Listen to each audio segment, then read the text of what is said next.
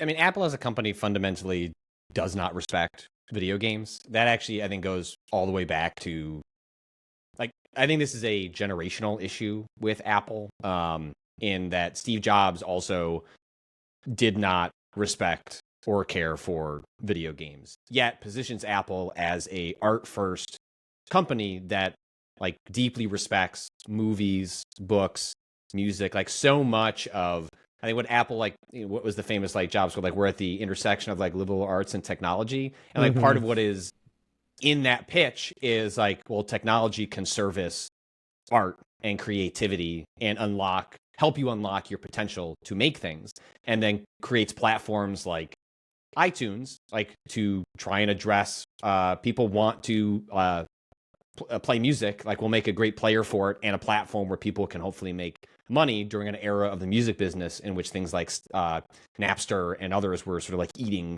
a lot of the music industry alive. And so Apple is a company that publicly likes to say like we love creatives. They make tools. They make tools for Final Cut Pro is a video editing tool. Like they make tools. Lightroom was like a really like excellent like photo tool. I don't know if all of these still exist in their various forms, but like they've made applications for pros. They position themselves publicly as champions of creatives. But the one place where that is not true is video games. Apple just does, and I use the word disrespect because it's the only way that you can actually look at the evidence in front of you, which is they make so much money off of the App Store. And what is the underlying revenue of the App Store is microtransactions and reoccurring purchases that are predominantly through video games. Now, these are lots of video games that most of us don't play, right? Like these are the Candy Crushes of the world, but they are like the Genshin Impacts of the world. Like there are like spaces where that crosses over, but they make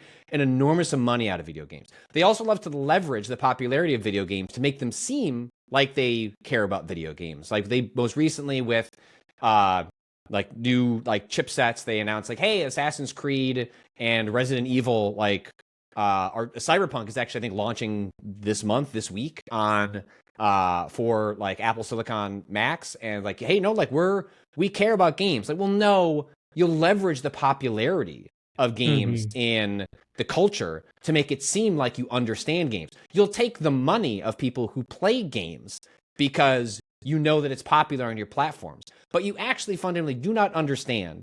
And stuff like this shows a complete disrespect for like the art form and medium of video games.